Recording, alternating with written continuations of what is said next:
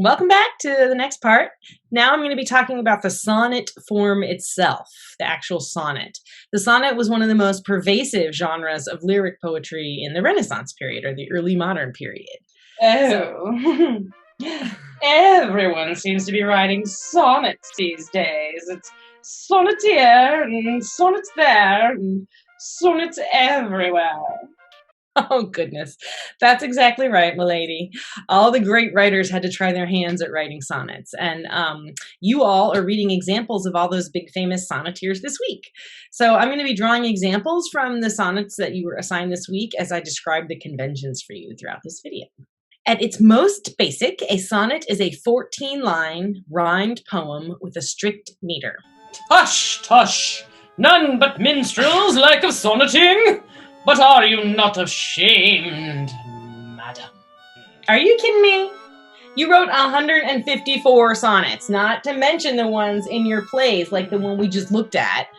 I guess you're a minstrel then, because you like sonneting more than, I don't know, anyone else I've ever known or talked to. Devise wit, write pen, for I am for whole volumes in folio. You sure are. Jeez. Okay. There are two major sonnet types. There's the Italian sonnet, also called the Petrarchan sonnet after Petrarch, and the English sonnet, which is also called the Shakespearean sonnet after our buddy over here. Mm-hmm. Or it's sometimes called the Elizabethan sonnet because it was popularized during the Elizabethan period, and it wasn't just our buddy Billy who was using that form. We'll start with the one that came first chronologically, which is the Italian or Petrarchan sonnet. So based on the work of Francesco Petrarca, or Petrarch as we have Anglicanized it, Sir Thomas Wyatt is the one who actually introduces sonnets to England in that form. He translated Petrarch's sonnets and maintained that Petrarchan form. Okay, so I'm sharing my screen here on a poem by Thomas Wyatt, which is called Whoso Lists to Hunt, that is based on a Petrarchan sonnet, and here they've shown you the Petrarchan sonnet. So this is Petrarch's original version of the poem that Wyatt translates, called Whoso Lists to Hunt. And if we take a look here, I don't speak Italian, but you can get a sense of the rhyme scheme by just looking at it. So erba is different than oro, right? I would call that A then, and oro would be B. This second oro is also B. This erba is A. Erba, erba, erba, A. A, B, B, A. A, B, B, A. Oro, oro, erba. So the octave, which is the first 8 lines, the octave, has a rhyme scheme that links it together, and that rhyme scheme is ABBA, ABBA. Sometimes it's slightly different than that, but that's the main one that you're going to see. Then there's going to be a break in the rhyme scheme that also signals a break thematically, and that happens in the Italian sonnet at line 9, the beginning of the sestet. And we call that the volta in Italian, which means the turn. So there's a shift or a turn thematically, as well as in the form of the sonnet at line 9 in the Italian version. So if we take a look here, instead of oro, we get orno. So there's a different sound. So that's C, and Ozzy is a new sound, so that's D, and parve is a new sound, so that's E. And then we get the orno again, so that's C, Ozzy, D, Arve, E, C, D, E, C, D, E. So the sestet was going to have variations of C's, D's, and E's as opposed to the A and B of the octave. If we take a look at Wyatt's version, which is called Whoso Lists to Hunt, and which is his English translation of this poem, you can see his rhyme scheme is A, B, B, A, hind, more, sore, hind, A, B, B, A, and then doubt is C, vain is D, plain rhymes with vain, so that's D, about rhymes with doubt, so C, D, D, C. And then we have a new rhyme here, am and aim. Again, a little bit of a slant rhyme, but this comes from the way things would have been pronounced.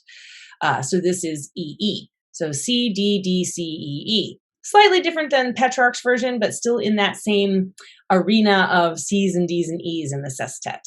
Let's take a look at the theme then, because that's going to shift at the volta just like the form does in the rhyme scheme. So, whoso lists to hunt, I know where is a hind. But as for me, alas, I may no more. So a hind is a doe, right? Or a deer, a female deer. And list means wishes. So whoever wants to hunt, I know where you can find a good deer. But for me, alas, I may no more. So I'm quitting, but if anybody wants to go look, right, I know where there's a good deer you can hunt. The vain travail hath wearied me so sore. I am of them that farthest cometh behind. So I'm quitting because this vain labor, this vain struggle is made me really tired and weary.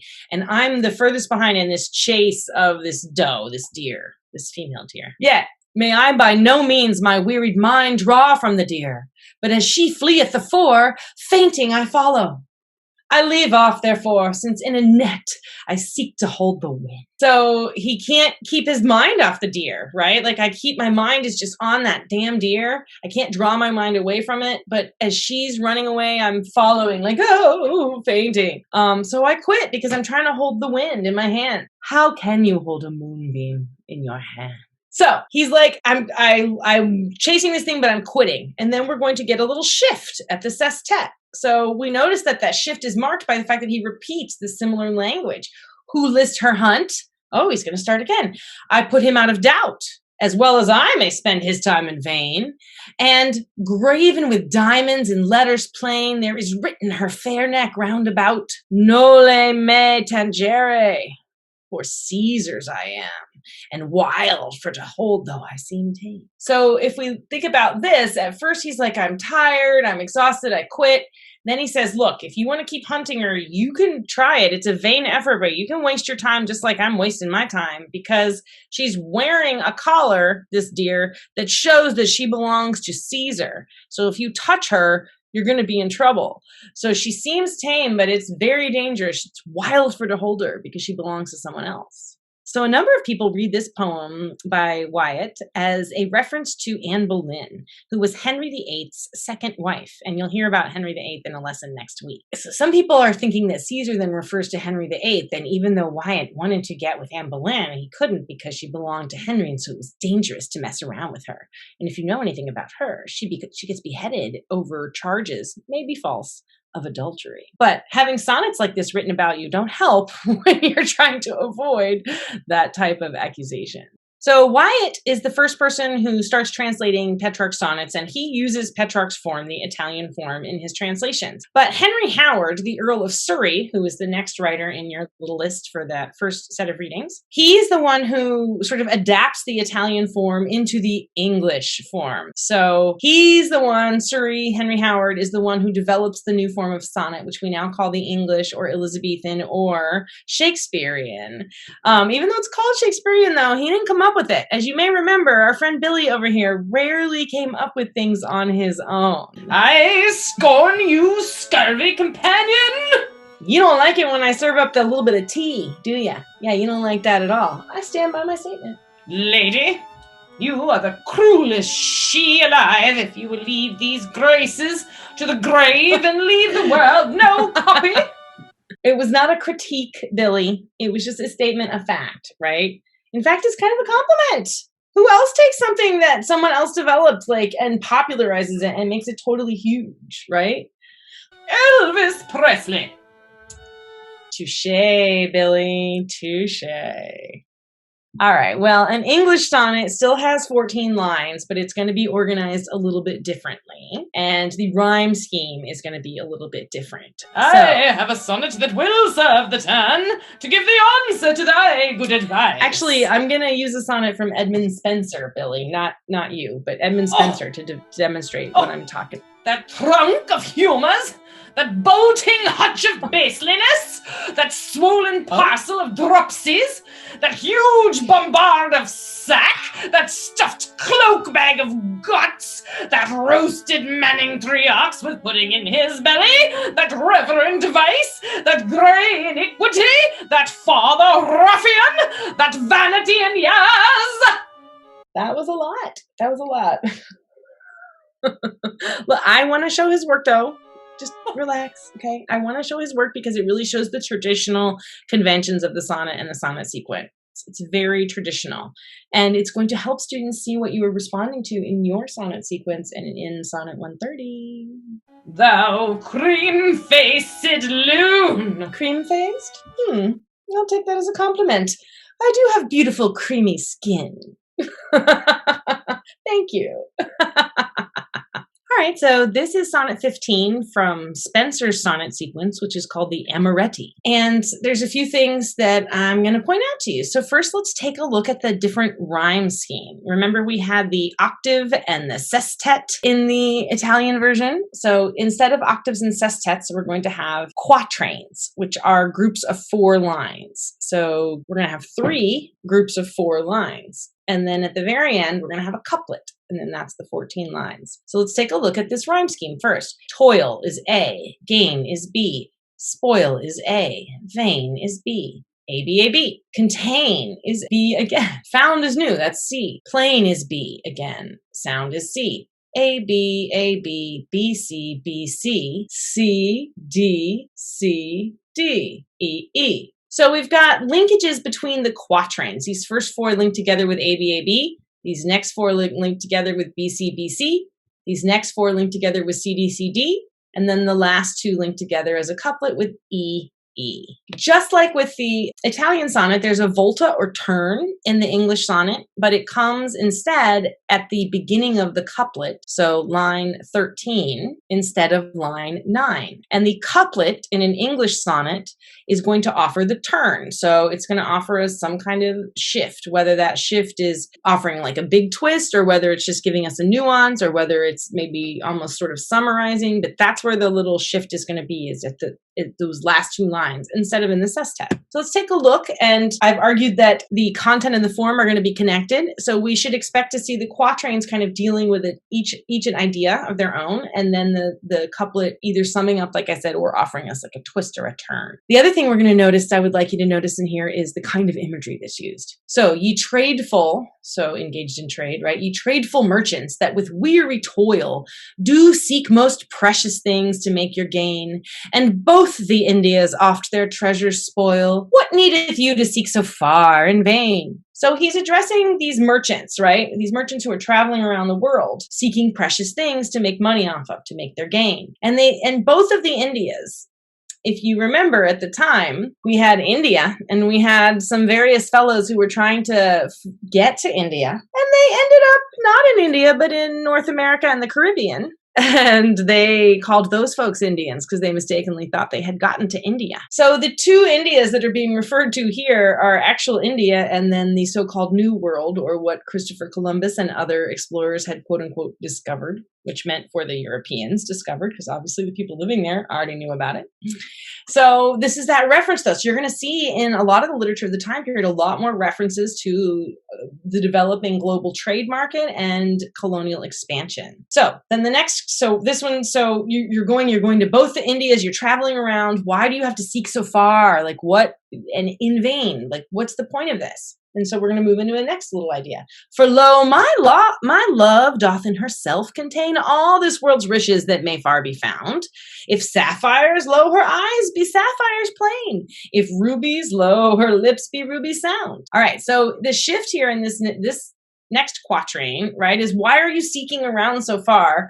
My love has all of the precious things already inside her. And so then we see him start to list the various precious things that he's going to compare his beloved to. If you're sapphires, her eyes are sapphires. If rubies, her lips are rubies. Then this next quatrain is going to continue that idea of all the things that we compare our beloved to. If pearls, her teeth are pearls. If ivory, her ivory seems her forehead, ivory ween. If gold, her locks are fine as gold on ground. If silver, her fair hands are silver sheen. Right? She's just like all the beautiful, precious things. Notice though the particular setup here. Sapphires are blue, right? Her eyes are blue. Her lips are red. Her teeth are white. Her head is white, so she's pale-skinned. Her hair is gold. Her hands are silver, which again implies light-skinned or whiteness. So notice the aesthetic that's being developed here as well. So then in the couplet, we are going to hear something, some twist or turn or new information. So he's described mostly her body, right? Her eyes, her face, her hair. This is all her body. But that which fairest is, but few behold her mind adorned with virtues manifold. So yes, she's hot and she looks like all these precious things, and she's just as valuable as all the stuff that you go and collect from all of these places that you go and invade or trade with. But the most beautiful possible thing is her mind, right? Not her body at all, but her mind. This is traditional English sonnet by Edmund Spenser. So one of the things that folks do then when they're analyzing sonnets or thinking about sonnets is they're trying to decide whether the sonnet fits into the Italian or the English variety, because that's going to affect how you think of the sonnet, how you think of its where the turn comes and what that means. And some folks are tricksy. They have sonnets that are hard to tell. Does the turn come at line 9 or does the turn come at line 13? And some folks like to play around with that. Spenser was one of them, that's for sure. So here is an example of a poem that it could go either way. It's hard to say whether it really follows the Italian format or whether it follows the English format, because in some sense you've got 1, 2, 3, 4, 5, 6, 7, 8 lines that start with sweet or and sweet, right? So that certainly links them together. Sweet is the rose, but grows upon a briar. Sweet is the juniper, but sharp as bow. Sweet is the eglantine, but pricketh near. Sweet is the fir bloom, but his branch is rough. Sweet is the cypress, but his rind is tough. Sweet is the nut, but bitter is his pill. Sweet is the broom flower, but yet sour enough. And sweet is moly, but his root is ill. So in this one, you could argue that this is an octave and talking about all the things that are sweet in the world and all of their problems, right? So roses grow on a briar. In other words, roses have thorns. Juniper has a sharp limb, all of the things that are wrong with this stuff. And the fact that there's a word so here, right, suggests that maybe there's a shift or return coming at this line, even though if you look at the rhyme scheme, the rhyme scheme follows more of an English, right? A, B, B, C, B, C, C, D, C, D, E, E. So let's take a look at what it says here. So every sweet, this is incorrect. So the line really should be, so every sweet with sour is tempered still, that maketh it be coveted the more. For easy things that may be got at will, most sorts of men do set but little store. So in one sense, there is a shift in the sense that now he's summarizing what he was exemplifying through examples here in this previous section, because every sweet is tempered with sour, and then he's giving us some information. The fact that every sweet is tempered with sour makes us covet it more or want it more, because easy things that you can get at will, you can just get whatever you want, most sorts of men set little store by those things. In other words, they don't think very highly of them. If you can just automatically have access to someone, then maybe you value it less. So this idea is the difficulty, the challenge in attainment, playing hard to get makes you worth more, is what he seems to be arguing. And then the last two lines, the couplet, maybe. Why then should I account of little pain that endless pleasure shall unto me gain? So why should I take account of or pay any attention to this small amount of pain that it takes me to get her, if it's just going to bring me all this endless pleasure? So you could argue that that's kind of a little couplet and the turn comes at line 16. But you could also argue that the turn comes at line 9, because that's when we stop getting the examples and we shift into this new section, which is explaining kind of what it means that all good things come with some kind of negative thing or pain or challenge or difficulty associated with them. So I don't know, which is it? You have to decide. That's what you have to think about. To be or not to be an Italian sonnet? That is the question. Very, very droll, Billy. You are quite the comedian. Be you quiet, monster! Billy, that's not very nice. Let me be cruel, not unnatural. I will speak daggers too, but use none. It's true, Billy. You hurt my feelings. Words are like weapons. They wound sometimes. I didn't really mean to hurt you. I didn't want to see you go. I know I made you cry, but baby, if I could turn back time, if I could find a way, I'd take back all those words that hurt you and you'd stay. If I could reach the stars, I'd send them all to you. And you'd love me like you used to do.